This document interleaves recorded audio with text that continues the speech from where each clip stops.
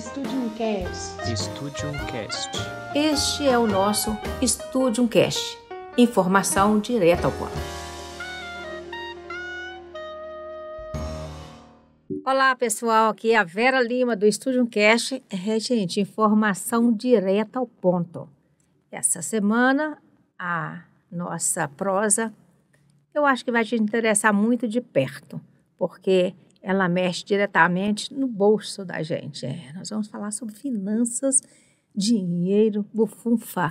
E vamos contar uma bela história de vida para você.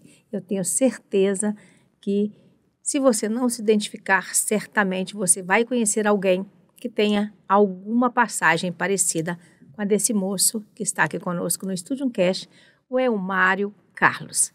Você já ouviu falar dele? Se não, vai ouvir agora. E se já ouviu, certamente vai conhecer um pouco mais sobre a sua trajetória. O Studium Cast, pessoal, é um podcast que a gente traz histórias que encantam, histórias que são exemplos, também histórias de vidas que atravessaram dificuldades e superaram desafios. A gente conta um pouquinho da vida das pessoas para mostrar que, sendo celebridade ou não, todo mundo tem uma história muito bacana de vida. Afinal de contas, viver é uma maravilha, mas não é muito fácil não, né? A gente precisa dar uns saltinhos, às vezes sair daquele lugar que está ali nos incomodando, e não é muito fácil essa rotina diária. Tem gente que leva na flauta, né? Tem outros que têm um pouquinho de dificuldade. A história do Elmário, vocês vão ver que é uma história talvez comum, mas nem tanto. Vamos lá, então, saber um pouquinho mais sobre ele. Elmário, bem-vindo ao Studium Cast. Você está aqui no Informação Direto ao Ponto. Obrigado, Vera, pelo convite, né? Muito feliz em estar aqui. Um prazer, né? Estar falando para todos vocês e telespectadores. E estou aqui à disposição. Pode perguntar, que a gente está aqui para responder e contar um pouquinho de alguns cases aí, um pouquinho da nossa história. Maravilha. Nós vamos falar muito sobre o que o Mário fez. E o Mário fez para dar certo, gente, porque às vezes tem tudo para dar errado, né? Mas a gente acaba fazendo alguma coisa que dá certo. Então, para a gente combinar aqui, para quem está nos ouvindo, às vezes a gente vai olhar para a câmera ali mais no centro, porque nós estamos conversando nós dois com você. De repente, o Mário pode olhar para uma determinada câmera, porque ele quer conversar um ponto central com você. E eu também da mesma forma. Então, Mário, a primeira coisa que eu queria saber como é que foi a escolha do seu nome? Elmário Carlos. Essa escolha é bem engraçada. O meu pai, né, que foi o artista, né? Sim. Eu falo que é o artista porque é um nome incomum, né? Sim. Eu brinco com as pessoas quando elas falam assim, nossa, é diferente. Eu falo, não, pode falar que é feio mesmo, sei que você é uma pessoa educada, né? Então eu brinco muito sobre isso. Mas o meu pai tinha dois grandes amigos, que era o trio, né? Os três amigos em comum, um chamava Elmar e o outro Mário. E ele ficou com receio de colocar Elmar ou Mário e um dos dois, né, ficar com ciúme, alguma coisa assim, porque eram três grandes amigos, era um trio, sim, né? Sim. Então ele teve essa, não posso falar que é uma bela ideia, hoje eu gosto do nome, hoje eu acho legal, porque é um nome diferente, ninguém tem, mas ele teve essa ideia aí de juntar. O Elmar com o Mário e ficou Elmário. Que legal, bacana demais. Você casou muito cedo, você hoje tem uma família, me conta um pouquinho sobre a sua vida pessoal. Eu casei com 29 anos, né? Não muito cedo, né? Não muito cedo, uma idade... Para os dias de hoje sim, é cedo, né? Mas sim. Na época não. Então eu tenho duas filhas, uma de 11, uma de 7, a Thalita e a Mariana. Sou casado com a Érica. Sim, que legal. E você optou por uma carreira que eu acho que veio um pouco também daquilo que o seu pai foi te trazendo de informação. Enfim, eu queria que você contasse um pouquinho para as pessoas, porque você também teve um contratempo na sua vida, né? Você me contava, antes da gente começar a gravar, que você perdeu o pai muito cedo. Sim, foi isso? Exatamente. E a sua trajetória profissional tem a ver com ele? Muito, né? Eu perdi meu pai, eu tinha 4 anos de idade, então assim, eu convivi pouquíssimo com ele, tenho vagas lembranças, né? Imagina uma criança de 4 anos lembrar de algo, né? Então, tenho vagas lembranças dele. Mas, por incrível que pareça, além de a fisionomia ser idêntica, né? Eu sou xerox do meu pai, literalmente.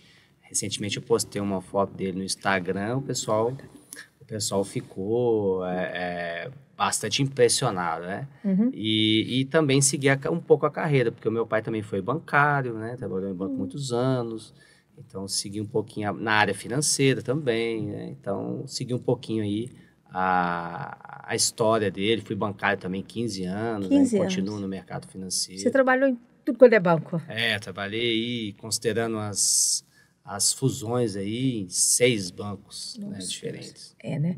E acabou, então, é claro que por até uma força aí da trajetória, apostando nessa parte financeira, né? E sua mãe? Eu sei que ela tem uma veia social muito grande, eu gosto mais da Sandra, né? Um beijo para você, Sandra, do Nosso Pequeno Lar, né? Isso. Que é uma ONG que acolhe e cuida de crianças, né? Em situação de vulnerabilidade social, não é isso? Isso mesmo. Minha mãe teve uma carreira, saiu para trabalhar em função da perda do meu pai, né? E aí trabalhou muito, voltou a estudar para poder nos sustentar, nos dar uma condição legal de vida. Conseguiu e depois aposentou e fundou o Nosso Pequeno Lar. Já são 18 anos do Nosso Pequeno Lar. Pois é, agora voltando aqui para o lado eumário de ser, né? Eu sei que você tem um livro, que você já lançou um livro, está com outro na gaveta, e queria que você contasse um pouquinho. Esse primeiro livro que você lançou, ele é autobiográfico? O livro Nem Tudo Acontece Só com o Vizinho, que é o título, né? Uhum. É um título que é um jargão que a gente usa na área securitária, né? Que as pessoas acham que algo vai acontecer só com o vizinho e acontece, né, com todos nós. Esse livro ele é uma mistura da minha biografia com a importância de ter um seguro de vida, por isso que ele tem esse nome. E exatamente a minha biografia tem a ver com isso, né? Porque eu perdi meu pai muito cedo, ele não tinha uma proteção, naquela época era muito incomum, né? Não era, hoje não é nem não tinha tanto, esse cuidado tão, não tinha essa cultura, e aí meu pai não tinha, né, um seguro, a gente passou algumas dificuldades ali, e eu acabei, né, depois de alguns anos no mercado financeiro, me especializando no produto seguro de vida. E aí essa história tem um pouco a ver. Então a biografia conta um pouquinho dessa dificuldade e a necessidade que, se na época a gente tivesse esse planejamento, talvez as coisas teriam sido um pouco mais fáceis. Um pouco mais fácil para mim, para minha irmã e para minha mãe, claro. E deixa eu te falar, seguro de vida ele é importante para todo mundo. Mas como você faz com uma pessoa que às vezes ganha pouco? Ela não tem aquele volume de recurso, né, para aportar no seguro da forma que deveria. Mesmo assim, você acha uma solução para essa pessoa? Ela deveria fazer algum tipo de seguro? Uma solução a gente sempre acha. É claro que é importante a pessoa ter um seguro completo, porque a gente não sabe o que pode acontecer com ela, qual tipo de situação incontrolável que aconteça com ela e qual produto ela vai precisar usar. Mas a gente vai elencar os pontos principais, os que podem realmente fazer muita diferença financeira nela e na família dela. E aí a gente foca nesses produtos para poder fazer um planejamento. Se ele puder ser completo, ela tiver capacidade de pagamento, ótimo. Se ela não puder, é aquilo que eu falo. É melhor você ter alguma proteção do que proteção alguma. Entendi. Né? Então, você ter um seguro menor é melhor que não ter nada. Não ter nada, né?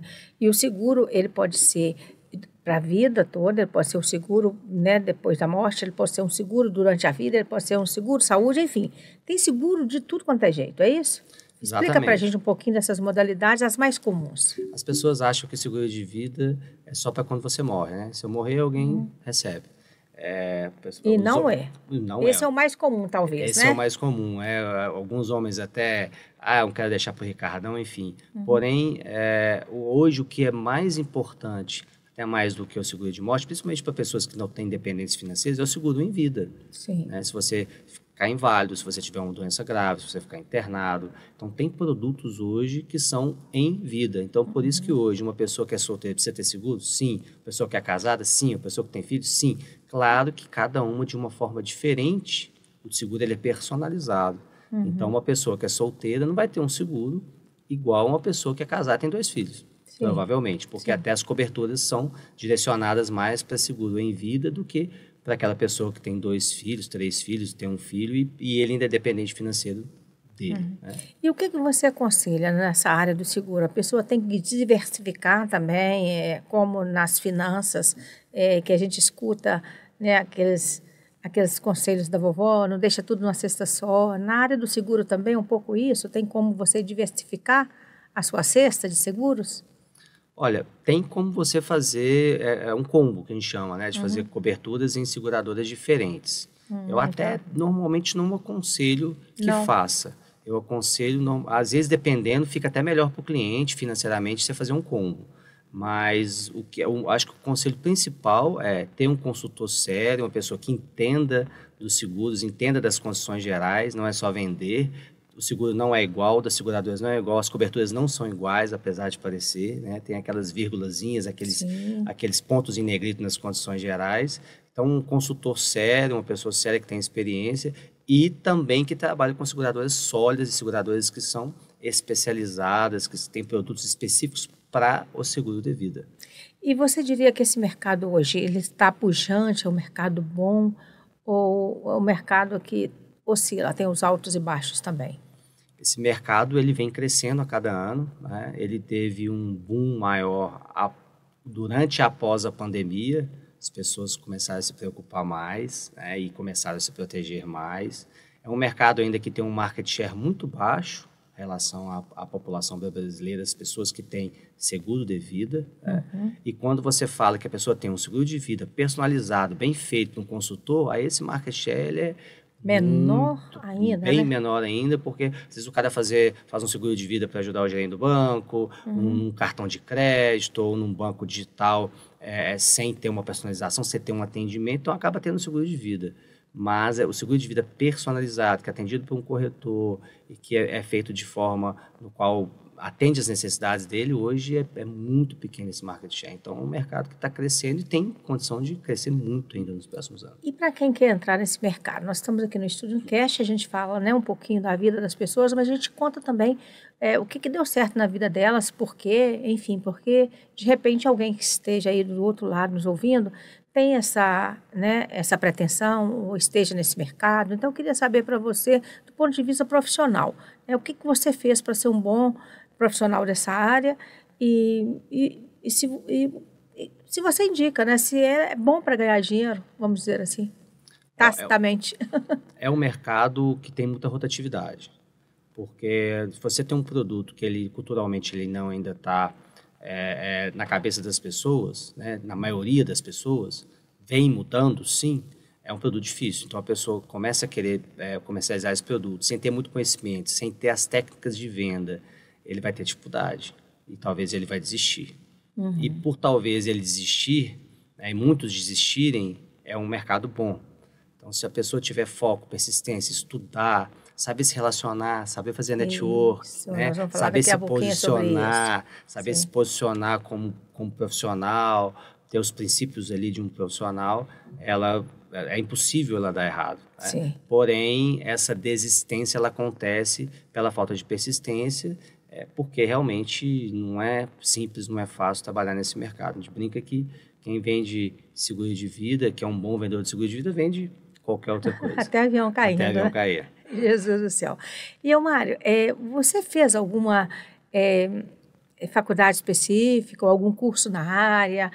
Você busca conhecimento de que forma? Olha, eu acho que eu me enxergo que eu estudei bastante, né? Se pegar aí a média de estudo do brasileiro, né? Porque eu me formei em economia. Olha, economista, gente. Eu fui técnico em contabilidade, então já comecei cedo a trabalhar nessa parte financeira. Então, com 17 anos eu já estudava contabilidade. Depois eu fiz um MBA em gestão empresarial, que é um curso de administração, vamos dizer assim, né? Focado em administração. E estou agora quase formado num mestrado, que eu já, inclusive, entreguei o TCC, já fiz a minha defesa oral, estou aguardando resposta. Que legal, vai ser aprovado, vai ser aprovado. Se Deus quiser, mas já passei pela parte na área de finanças, né? Também? Na área de gestão empresarial e auditoria. Entendi. Então, eu falo que conhecimento nunca é demais, né? Ler livros. Porque a gente escuta tantas pessoas hoje em dia com esse boom aí, né, da internet, do marketing digital. As pessoas, estudar não é importante, porque eu não estudei, estou ganhando dinheiro. Enfim, tem uma onda de uma turminha aí que insiste em achar que estudo não é diferencial. Eu penso diferente, muito pelo contrário. Eu acho que sempre conhecimento te ajuda a levar melhores soluções para os seus clientes, a dar bons conselhos, enfim. E acho que não tem boa prática sem uma boa teoria por trás. Mas tem gente aí que, não sei, pensa diferente. A própria pessoa que tem sucesso com marca digital, ela estudou para ter aquele sucesso. Os que de fato fazem, né? Os que de fato fazem muito dinheiro, que conseguem monetizar isso de uma forma, eles estudam. Tanto que a maioria deles, quando explodem na rede social e de seguidor e começam a ganhar dinheiro, eles costumam dar curso, começam a querer monetizar com o que eles fizeram, né? Então, não é tão simples assim, Quanto se parece, né? Quanto se parece. Agora, eu estou sabendo que tem outro livro aí na gaveta, né? Está no forno, né? Esse livro vai trazer que tipo de assunto? O que você vai abordar nele? Ou já abordou, né? Está esperando só o momento para lançar. Já está pronto. Esse livro ele é um pouco mais técnico que o primeiro, porque ele é voltado realmente para a área de finanças. Olha só. Quando eu era criança, a minha família, minha mãe, minha irmã, né, me chamavam de pão duro. Né? Porque quando eu não era economista, não era formado, já eu era o pão duro. Né? Agora então, né? Agora eu não sou o pão duro mais. Não. Agora eu sou economista, pessoa controlada, pessoa que sabe gerir o dinheiro. Isso é importante. Então muda um pouco, né? Depois que você começa a ter certos resultados, né? Entendi. Então eu sempre gostei muito dessa área, me identifiquei, não sei, não fiz curso, não fiz nada, talvez algo que tenha a ver com como eu pareço muito com meu pai também era muito bom nessa área. Então, assim, começou desde novo, com 16 anos, eu já era, fazia minhas economias, pagava um consórcio, fazia as reservas, enfim. Quando eu fui casar, minha esposa quer casar, eu falei, calma, nós vamos casar com planejamento, nós vamos comprar um apartamento. Não é assim não, né? Vamos preparar. Dinheiro para poder fazer uma festa. Legal. Então, tudo muito planejado, né? E aí eu comecei a dar consultoria e eu comecei a perceber que as minhas consultorias eles não funcionavam da forma como eu queria com o cliente. Funcionava para alguns e para outros não. Eu falei, gente, mas eu adotei a mesma coisa. E aí eu comecei a perceber que o comportamento e o perfil das pessoas são diferentes. E aí eu comecei a estudar perfil comportamental para entender como que as pessoas se comportam com o dinheiro. Como que elas lidam com o dinheiro, né? Porque qual que é o fundo de emoção que tem naquilo, né? Exato. Inclusive é o tema do meu TCC do meu mestrado, é isso, né? A finanças de acordo com o perfil comportamental e as crenças limitantes. E aí esse livro, que é mais técnico, ele é voltado para isso. Ele é voltado para falar de finanças, voltado para falar de finanças com o perfil comportamental e com as crenças limitantes, que eles impactam diretamente no nosso dia a dia na área financeira. E você acha que, do fundo, é uma questão de ganhar e de gastar? É mais comportamental ou é mais mesmo de resultado? Ou todo mundo teria condição de economizar, melhor gestar aquele que ganha? Como é que você vê isso aí? Porque tem gente que fala assim, poxa, eu não tenho dinheiro para investir, eu não tenho dinheiro para guardar, eu não tenho dinheiro, né, para poder planejar. E aí? Mas ele ganha dinheiro. Comportamental, emocional e não querer, uma segunda opinião, querer mudar. Quando você fala de estudo, a pessoa, a vida inteira eu fiz dessa forma, vou continuar fazendo, é aquele velho ditado que as pessoas falam, né? Eu sou então, assim, nasci assim, complexo de Gabriela, né? Eu nasci quando ela vai ver uma palestra de um cara de finanças ou vai contratar um consultor, ele quer continuar fazendo as mesmas coisas e ter resultados diferentes. E não é por aí, né? Não é por aí. Entendi. Então, isso tem tudo a ver com o que você acabou de falar, do estudo. Sim. E esse livro vai sair quando? Então, eu acredito que no segundo semestre. Eu estou fazendo algumas pequenas mudanças nele. Eu acredito que agosto eu devo estar lançando ele já, se Deus quiser. Maravilha, gente. Pois é, encerrando aqui com essa bela notícia do Elmário Carlos. Está nascendo um livro novo aí sobre finanças e vai te ajudar muito a respeito disso, porque afinal de contas, é o que ele disse, tudo tem a ver com comportamento. Como você lida com o dinheiro que você ganha. É claro que ele vai voltar aqui e vai contar mais um capítulo para a gente desse livro que vai nascer. E a gente já está aqui, através da estúdio, quem sabe, olhando para aquela câmera que o Will pediu, fazendo o lançamento desse livro do Elmário, segundo semestre de 2025. Foi muito bom ter você aqui conosco no Estúdio Cast. Vera Lima, um queijo, um beijo para você. Até o próximo programa. Estúdio Cast. Estúdio Cast. Este é o nosso Estúdio Cast. Informação direta ao ponto.